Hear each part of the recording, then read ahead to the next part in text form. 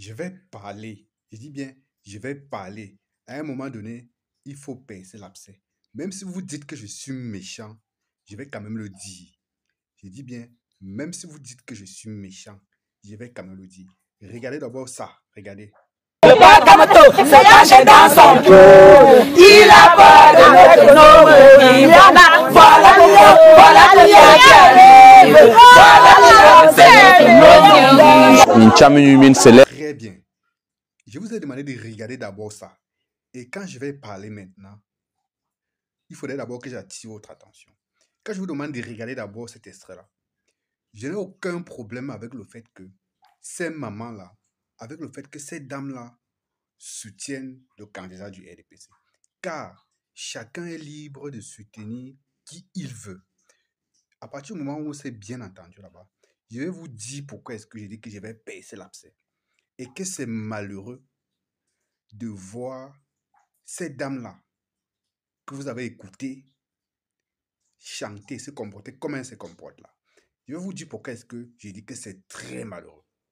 Ce sont ces mêmes dames-là qui vont faire une vidéo par la suite dans laquelle on va les voir pleurer à chaudes larmes que le frère du village est venu les expulser du quartier, les expulser de leur lopin de terre qu'ils occupent depuis 15 ans, 20 ans, au motif de ce que le frère du village est le cousin ou est le neveu du chef de l'État.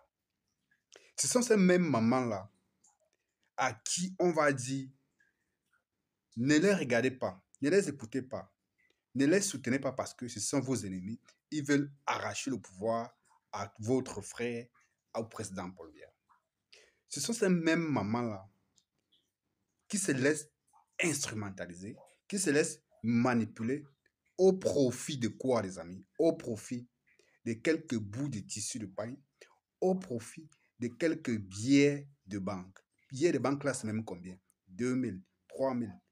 Généralement, c'est les 2000, 3000 que les gars du RDPC distribuent à ces valeureuses dames-là qui viennent faire l'apologie de la médiocrité et l'apologie de la dictature.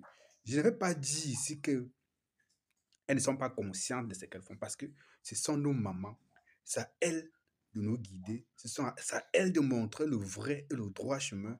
C'est à elles de montrer l'exemple à leurs enfants et à leurs petits-enfants. Car ces mamans ne doivent pas laisser les combats, laisser leurs combats à leurs enfants et à leurs petits-enfants. Ces mamans doivent mener leur combat. Et comme c'est le moment de mener leur combat, les gars, elles se laissent corrompre. Elles préfèrent être corrompues. Elles préfèrent être actives dans la corruption. Je ne vais pas aller du dos de la queue, les gars. Ces mêmes dames que vous avez écoutées chanter, les mots que vous avez écoutés là. En tout cas, pour ceux qui n'ont pas écouté, je vous laisse encore écouter pour une dernière fois avant de vous donner mon commentaire. Écoutez. le Pacamato s'est caché dans son trou. Il a peur de notre nom. Il y en a. Voilà le lien qui arrive. Voilà le lien. Vous avez écouté. Vous avez écouté. Je vous ai dit au départ de mon propos que je ne suis pas ici en train de dire qu'elles sont obligées de soutenir tel ou tel autre candidat. Mais sauf que le candidat qu'elles ont choisi de soutenir au détriment de tel autre, il faudrait qu'elles continuent de l'assumer parce que on ne voudrait plus que ces mêmes mamans-là viennent pleurer ici de ce que leurs frères du village sont devenus des malhonnêtes, que leurs frères du village leur rendent la vie dure. Car chacun fait son choix et chacun l'assume.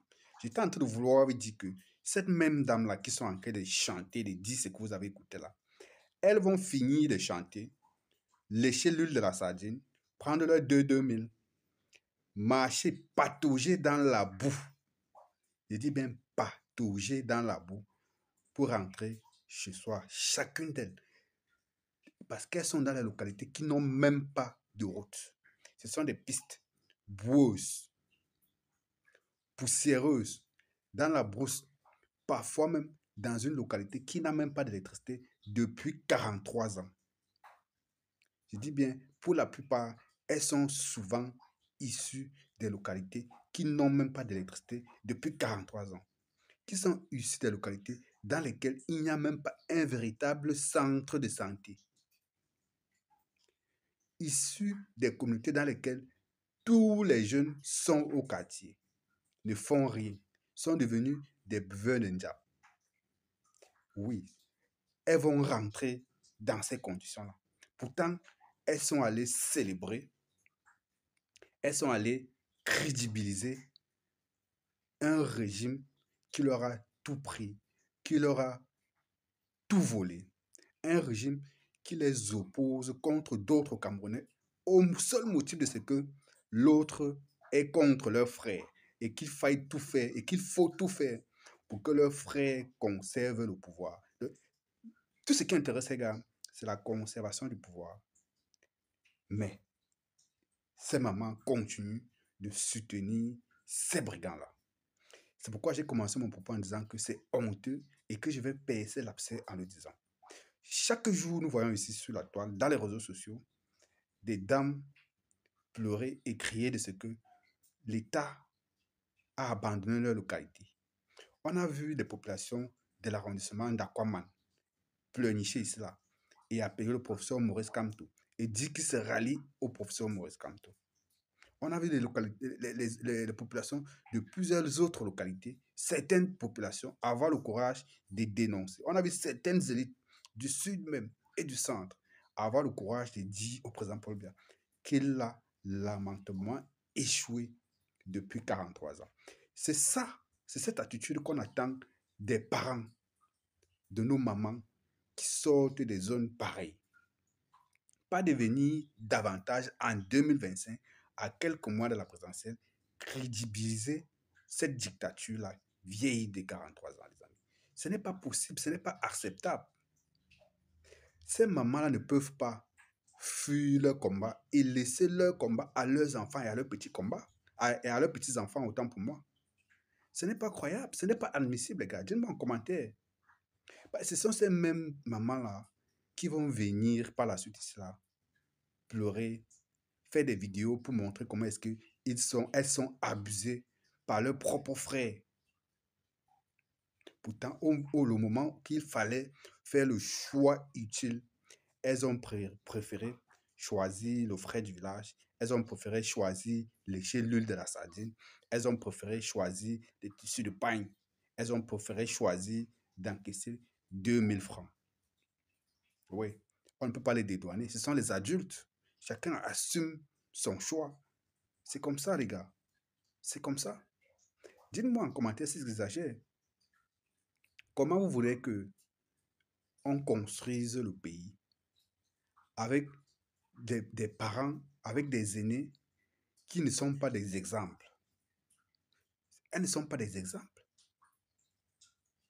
Elles ne peuvent pas logiquement et valablement soutenir un frère qui a échoué tout simplement parce que c'est un frère du village.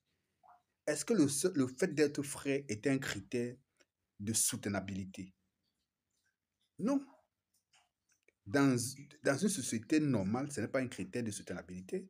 Parce que si vous soutenez la médiocrité, vous soutenez la dictature, tôt ou tard, tout le monde va en payer le prix. Quand je dis tout le monde, c'est-à-dire vous-même qui êtes ses soeurs, ou c'est pas trop quoi, c'est maman.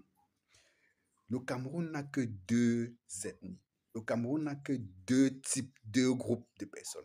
Ceux qui mangent seuls et ceux qui regardent les autres manger seuls. Et je le dis et je le dirai toujours, dans la première catégorie, c'est-à-dire ceux qui mangent seuls, il y a toutes les ethnies représentées. Il y a les Boulous, il y a les Bassa, il y a les Bamileke, il y a les Aoussa, il y a. Dans l'autre ethnie, celle qui regarde les autres manger seuls, il y a encore plus de personnes. Donc la balance est penchée. Il n'y a qu'une clique de personnes comme ça qui ont tout dans leurs mains pendant que la majorité souffre. La majorité a faim. La majorité est sans électricité, sans emploi, sans rien du tout, sans espoir. Et quand on voit des mamans qui étaient censées montrer le chemin, se livrer à des choses pareilles, c'est décevant et c'est décourageant. Heureusement que depuis 2018, il y a plusieurs leaders de la scène politique camerounaise qui ont beaucoup travaillé et qui continuent de travailler à conscientiser les jeunes. Oui, heureusement qu'il y a cet espoir-là. Sinon, on serait foutu. Je dis bien, sinon, on serait complètement largué. Les amis, partagez massivement cette vidéo et surtout, dites-moi ce que vous pensez en commentaire. À très bientôt.